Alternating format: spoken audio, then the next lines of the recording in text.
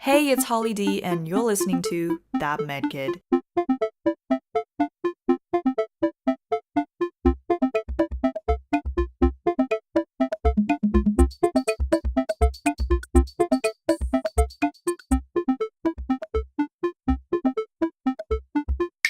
Just a disclaimer, while I try my best to broadcast correct information, I'm still learning. The content here is not a substitute for actual medical advice or absolute knowledge whatsoever. Just here to spread the fun and satisfy some curiosity. I'm sitting in this Friday 9 a.m. lecture learning about medication used to treat Parkinson symptoms. I'm zoning out like mad, but my ears immediately perk up when the lecturer says, "So if you have a cheese sandwich before you go to bed, then you get weird dreams." It was one of those, am I sitting in the right lecture theater moments? Because seriously, how do we get from talking about Parkinson's disease to mozzarella sticks? I don't think I've ever had a bizarre dream because I ate cheese before I went to bed, but then again, if you know me well enough, then you know I just dream way too much in general. But upon research, this idea that eating cheese will lead to terrifying nightmares seems to be surprisingly common. The myth can be traced back as far as Charles Dickens's A Christmas Carol, in which Ebenezer Scrooge blamed eating a crumb of cheese for causing his ghostly nighttime visits. The story may have had a happy ending, but the notion still persists that cheese gives you nightmares. So what does the science say? Back in 2005, a study was undertaken by the British Cheese Board. Now, whether named out of British humor or a slick coincidence, gotta admit that's a pretty clever pun. Anyways, in an interview with the National Public Radio, Nigel White, secretary of the British Cheese Board at the time, stated, "We wanted to see whether or not we could prove or disprove this myth." The study tested 200 volunteers in a week-long experiment. They all ate 20 grams of cheese 30 minutes before bedtime. Each participant was also assigned to one of 6 types of British cheese: Stilton, Cheddar, Red Leicester, British Brie, Lancashire, and Cheshire, and they were told to all keep a record of any dreams or nightmares they had as well as how well they slept. Results? Well, an impressive 72% of participants said they slept pretty well each night. 67% of them could clearly recall their dreams, and none of them experienced any nightmares. The researchers even classified cheeses by their effect. Stilton produced the trippiest, most bizarre dreams, as reported by 75% of the men and 85% of the women. One lady said she dreamt of a vegetarian crocodile who's upset because he could no longer eat children. Not nightmares per se, but certainly very off the wall. Cheddar cheese tended to produce dreams about celebrities, so take that information how you will. Red Leicester caused nostalgic dreams often related to childhood. Lancashire cheese produced dreams about work, and that could arguably be termed a nightmare for some people. And lastly, of all the types of cheese dutifully consumed, Cheshire cheese led to a peaceful night's sleep without any dreams at all. But how reliable are the above findings? Neil Stanley, PhD Director of Sleep Research at the University of Surrey, said in a press release, "The cheese and dream study is the first study of its kind and suggests that eating cheese before you go to bed may actually aid a good night's sleep."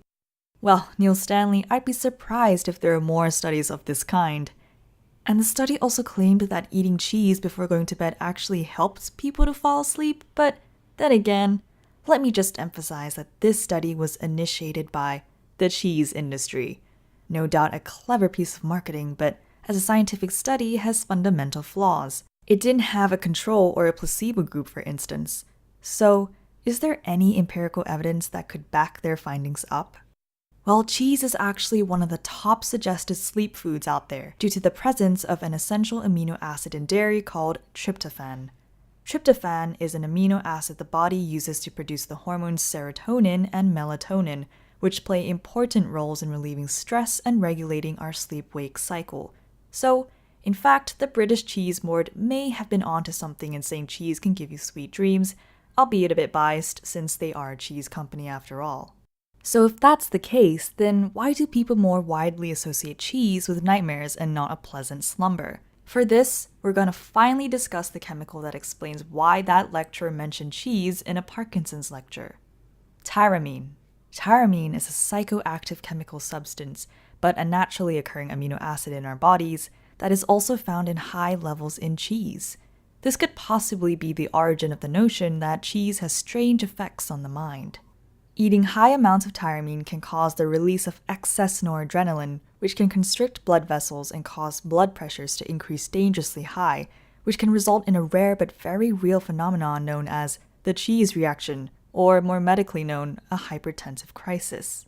It's known that patients who have high blood pressure and/or take certain medications used to treat high blood pressure actually have more disturbances during their sleep cycle, including nightmares. So, perhaps this is where the link between cheese and nightmares was made, but this is in no way concrete proof of anything. Plus, there are so many other foods out there high in tyramine, you just can't pinpoint cheese as the culprit in any of this. It's such a complicated, long-winded connection between nightmares and cheese, and if you've listened up to now, I think you'll agree the connection has been quite staticky along the way.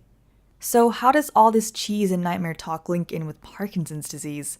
Well, this tyramine-induced hypertensive crisis is actually an important concept to be aware of in Parkinson's disease.